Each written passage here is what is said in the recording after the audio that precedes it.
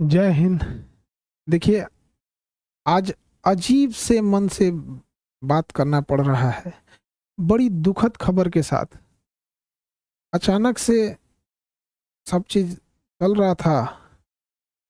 कहीं कुछ कुछ लोगों से कॉल आने लगा कि सर आप न्यूज़ देखिए, या फिर ऐसे ऐसे घटना हुई है कि रोशन सर के भाई की नेपाल में संदिग्ध स्थिति में डेथ हो गई। तो हमें कुछ देर के लिए विश्वास ही नहीं हुआ। हमको लगा कि ऐसे बोल रहा है सब। आजकल फेक न्यूज वगैरह के चक्कर में हमको लगता है ऐसा, तो हम डांटे भी, तुम लोग को ये सब नहीं समझ में आता है, कुछ से कुछ बोलते रहता है।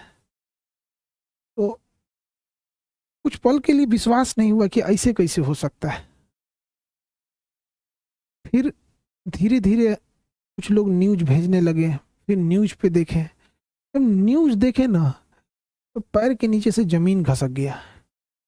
एक समय एक कैसा अजीब करवट ले रहा है, किस दौर में, किस स्थिति में समय चला गया है। आखिर ऐसे कैसे हो गया। एक बार आप इसको न्यूज को पहले देखिए। उसको कोई कुछ नहीं किया गया है। इससे पहले मतलब सही से सो नहीं रहा था 5-7 दिन से। उसको थोड़ा सा जो है सेक्रेटरी प्रॉब्लम था, जो जिसका वो दवाई खाता था। ज्ञान बिंदु कोचिंग संस्थान के डायरेक्टर रोशन आनंद के भाई प्रिंस यादव की संदिग्ध स्थिति में मौत हो गई। वहीं उनकी मौत के मामले में अब एक बड़ा खुलासा हुआ है। प्रिंस यादव के साथ नेपाल गए उनके दोस्तों ने बड़ा खुलासा करते हुए बयान दिया। सुनिए, प्रिंस यादव के साथ नेपाल गए उनके दोस्तों ने उनकी मौत को लेकर क्या कुछ बताया। हम प्रिंस का दोस्त हैं। प्रिंस का पहले से दवाई चलता था मेंटल का। उसको 2 बार अटैक आ चुका था। उसको कोई कुछ नहीं किया गया है। इससे पहले मतलब सही से सो नहीं रहा था 5-7 दिन से। तो 2-3 दिन से वो दवाई स्टार्ट किया, तो 2-3 दिन से मतलब पर्याप्त मात्रा में सोने लगा। कल भी देखे सो रहा है, तो बोले अब तो रिलैक्स हो गया। मुझे इसको जो सो गया तो उसको मेंटल ऑटोमेटिक शांत हो जाता है। तो हम लोग सोचे कि अब सो रहा है। तो उसके बाद मतलब शाम में मतलब हम लोग बाहर निकले। एक मतलब मेरे साथ में जो है ललटू और परजेश जो है उसको वहाँ पे छोड़ के गए। तो वो आके मतलब पर्याप्त मात्रा में सो रहा था। धीरे धीरे लंबा मतलब सांस लेने लगा, लंबा सांस लेने लगा। तो उसके बाद वो हमको कॉल किया, हम लोग को, तो तुरंत हम वहाँ आए। हम जितना भी थे साथी उसको तो एम्बुलेंस मंगवाए। एम्बुलेंस न्यूरो हॉस्पिटल लेकर आए, समझे। तो वही उसी एक क्रम में उसका डेथ हो गया। कोई मारा क्या? नहीं, कोई नहीं। हम लोग बहुत करीबी दोस्त हैं। हम लोग क्यों कुछ करेंगे उसको? कोई दूसरा ही कोई मारा? नहीं, कोई नहीं। उसको पहले से दवाई चलता था। हम लोग जो है 3 तारीख को प्रिंस के साथ यहाँ नेपाल आए हुए थे और नेपाल में अलग अलग होटल में रह रहे थे। इस घटना के रात में अचानक क्या हुआ कि हम लोग 6 बजे का प्रिंस खाना वाना खा करके अच्छा से सो गया था, दवाई खा करके। उसको थोड़ा सा जो है सेक्रेटरी प्रॉब्लम था, जो जिसका वो दवाई खाता था। घटना के दिन हम लोग जो है यानी कि इनरवा घूमने के लिए थोड़ा सा चल गए थे, क्योंकि वो सोता था। तो हम लोग सोचे तब तो घूम आते थोड़ा देर। वो पूरा सामान ही था।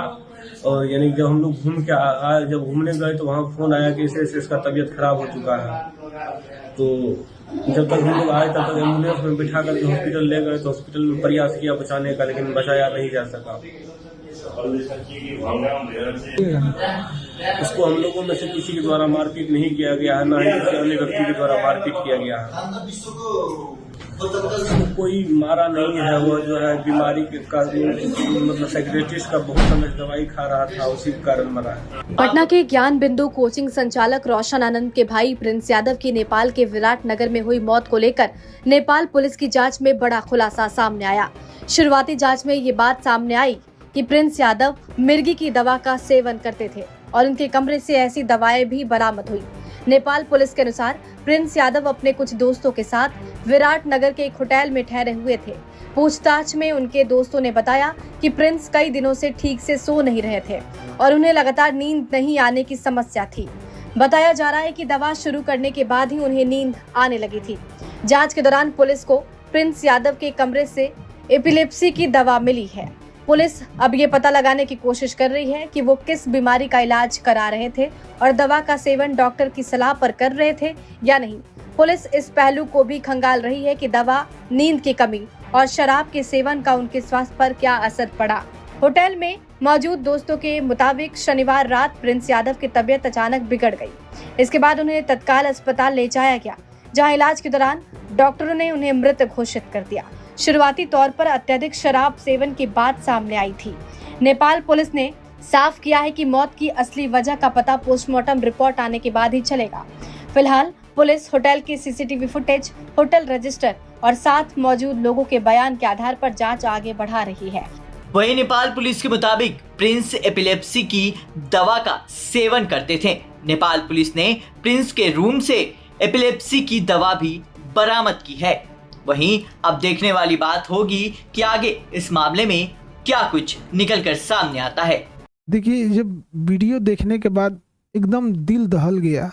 किसी परिवार के लिए इससे कठिन दौर क्या आ सकता है। भगवान इस कठिन दौर से निकलने के लिए उनको सहन शक्ति दे। इतनी भयानक स्थिति और इतनी कठोर स्थिति में वो कैसे निकल पाएंगे लोग। इस घटना के बाद पता नहीं कैसे परिवार सहन करेगा इसको। इस कठिन दौर में हमारी संवेदना परिवार के साथ है। जब कभी आदमी ऐसी खबर सुनता है तो दिल बैठ जाता है। किसी के परिवार के साथ ऐसा ना हो, दुश्मन के परिवार के साथ भी ऐसा ना हो। हमारी पूरी संवेदना है परिवार के साथ। हमसे जो संभव हो सकेगा, हम अभी परिवार किसी बात करने की स्थिति में नहीं होगा। हम इस चीज को समझ सकते हैं कि किसी के साथ ऐसा ना हो, लेकिन हमसे जो प्रयास होगा, हमसे जो कहेंगे लोग, हम वो हर संभव मदद करने को तैयार हैं, चाहे जो कुछ वो कहेंगे। इसमें सबसे ज़रूरी बात क्या है कि जो मीडिया को काफ़ी संवेदनशील होने की ज़रूरत है। जो ऑथेंटिक न्यूज है वही चलाएं। अलग अलग इधर उधर अफवाहें या अटकलों पे ना जाएं। ये बहुत संवेदनशील मामला है और पुलिस अपना एक ऑफिशियल बयान जारी करे जिससे कि स्पष्ट हो सके चीज़ें क्या हैं और जल्दी से जल्दी इसका पोस्टमार्टम रिपोर्ट सार्वजनिक किया जाए। और सबसे ज़्यादा जो अजीब सा चीज़ लग रहा है, ये कोइंसिडेंस, ये कैसे कोई तीसरा इंसान इसमें इन्वॉल्व लग रहा है। आखिर इतनी खतरनाक चीज़ें, इतनी अमानवीकृत कैसे कोई कर सकता है।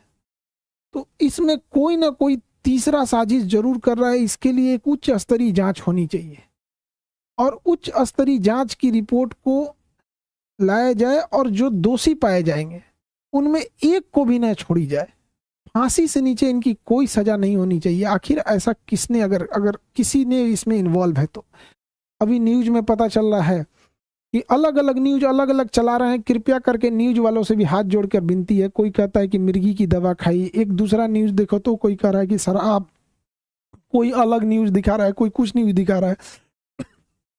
तो कृपया न्यूज वाले ऑथेंटिक चीजों को दर्शाओ। किसी की जान गई है, क्या मिर्गी की दवा कहाँ से थी, कहाँ से लाया गया, इसकी जांच पुलिस सार्वजनिक करे इस मामले को। और जो न्यूज में चल रहा है कि 5 लोगों को हिरासत में लिया गया है, सबसे जरूरी चीज है कि उन 5 लोग कौन कौन से थे, वो उनको नाम सार्वजनिक किया जाए। उनकी भी जांच होनी चाहिए कि वो आखिर कौन थे। दोस्त के रूप में कोई और तो नहीं था।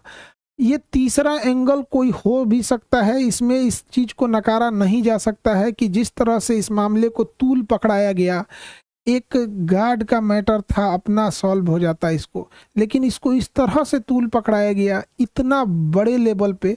और इधर ये जब ये घटना सामने आती है तो कुछ समझ में नहीं आता है क्या करें आप। इतने कठिन परिस्थिति में पूरे लोगों को से भी विनती करते हैं कि परिवार का सहानुभूति रखें और इस बात पर जोर दें कि तीसरा एंगल पर जांच हो और जो लोग संदिग्ध, नेपाल ने किन 5 लोगों की गिरफ्तारी की है उनकी भी जांच होनी चाहिए और एक उच्च स्तरीय जांच बैठाकर जो भी दोषी पाए जाएंगे उनको फांसी से नीचे सजा नहीं होनी चाहिए।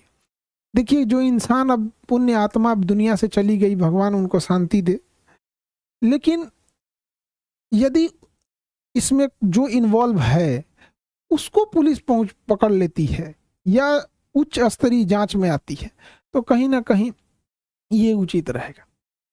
इस कठिन परिस्थिति से अजीब सा समय ले आ देता है। कभी कभी समय इंसान को ऐसे जगह लाके खड़ा करता है ना, जहाँ इंसान को कुछ समझ में नहीं आता है क्या हो रहा है, ये समय का चक्र किधर चल रहा है, कौन सी साजिश चल रही है, कौन कौन इसमें इन्वॉल्व हो रहा है, कौन तीसरा इंसान तो नहीं इन्वॉल्व हो रहा है, आखिर वो 5 लोग कौन थे और उसके साथ क्या कर रहे थे।